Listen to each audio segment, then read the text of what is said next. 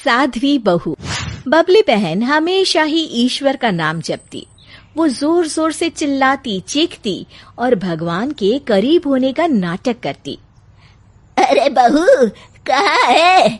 जल्दी से पूजा की थाली लेकर आ। कृष्ण खुद आए हैं, कह रहे हैं उन्हें लड्डू खाना है, जल्दी आ। अरे माँ, लेकिन अभी तो ना सुबह है ना शाम, फिर पूजा क्यों करनी है आपको? अरे पूजा करने का कोई समय नहीं होता। तू अच्छी है, खुद कृष्ण आए हैं लड्डू खाने। सिखाया नहीं तेरी माँ ने? जब ईश्वर बुलाए चले जाओ। हे कृष्णा, मैं आ गई। राधा को समझ नहीं आता है कि वो कैसे सास का पाखंड दूर करे कि अचानक उसे एक आइडिया आता है। हे कृष्ण गोपाला हरि मुरारी, ईश्वर भक्ति में ही शक्ति है। जय श्री कृष्णा। राधा भगवे रंग में, गले में रुद्राक्ष की माला, हाथ में तान पूरी मीरा के भेष में सास के पास आती है। अरे क्या हुआ राधा, ये क्या भेष बना रखा है? राधा तो मैं बस नाम की रही माँ, कृष्ण तो मेरे हुए ही नहीं। अब मीरा बन मैं कृष्ण को पालूंगी। तभी वहाँ राधा का पति आ जाता है, जो उसके इस नाटक में उसका साथी होता है। अरे माँ, पता नहीं सुबह से कैसी बहकी बातें कर रही है। मैं समझा रहा हूँ कि ईश्वर भक्ति के लिए ना तो दिखावे की जरूरत है और ना ही 24 घंटे भजन कीर्तन की। बबली रोहन की बात समझ तो रही होती है, लेकिन हामी कैसे भरे, क्योंकि वो भी तो दिखावा ही करती है। हरे पागल मूर्ख, ईश्वर जब बुलाए जाना ही पड़ता है। कृष्णा, मैं आ गई। ये बोलकर राधा घर से बाहर निकल जाती है और बाहर जाकर एक पेड़ के नीचे बने चबूतरे पर बैठ जाती है। राधा के सामने गांव की कुछ औरतें भी आकर बैठती हैं और वो राधा के सामने फल लाकर रखती है। राधा पर साक्षात मीरा आई है, बोलो राधा की जय। देखो, ईश्वर ने कहा है कि अपनी चिंताओं को उस पर छोड़ दो, कर्म करो, फल अच्छा होगा। अरे वाह वाह, कितनी गहराई वाली बातें बोली है राधा ने।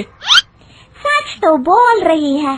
देखो, हमें अपना कर्म करना चाहिए, जो होगा वो तो ऊपर वाले की मर्जी से होके ही रहेगा।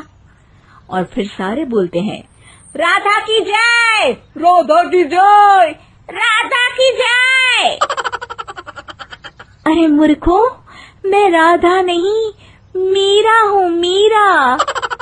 तभी वहाँ घर का सारा काम कर राधा की सास आती है।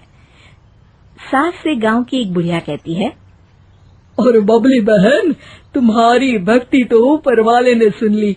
अरे तुम्हारी बहू तो साक्षात मीरा का रूप निकली। अरे नाटक कर रही है, तुम लोग सीधे हो, समझते नहीं हो। तभी राधा वहाँ आ जाती है। अरे सासू माँ, आप कब आई? अच्छा, मैं घर आराम करने जा रही हूँ। आप आई गई हैं तो जरा ये दान दक्षिणा उठाकर घर ले आना। ये कहकर राधा वहाँ से चली जाती है। बबली ढेर सारे फल का टोकरा उठाकर घर आ जाती है। अब राधा रोज मीरा के रूप में घर से बाहर जाती, उपदेश और ज्ञान देती। लोग उसके जयकारा करते और दान दक्षिणा भी देते। एक दिन राधा के घर में कुछ लोग खड़े होते हैं।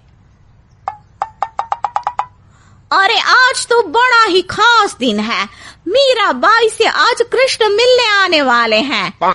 तभी वहाँ बबली आ जाती है। अरे पागल हो गई हो क्या? कलयुग है, कलयुग। अच्छे कर्म कर लो, वही बहुत है। कोई भगवान जमीन पर नहीं आएंगे।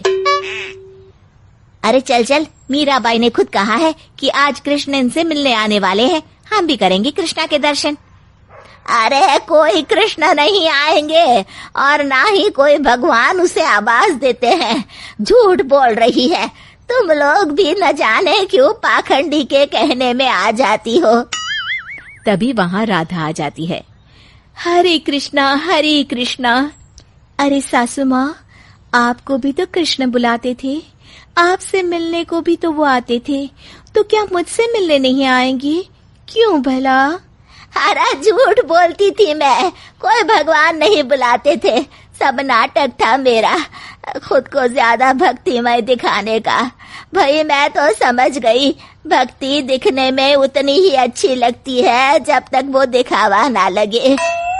बस सासू माँ, मैं भी आपको ये सच ही समझाना चाहती थी, भक्ति भक्ति की तरह करे, दिखावे की तरह नहीं। फिर वो जोर से कहती है, बोलो साचे दरबार की जय।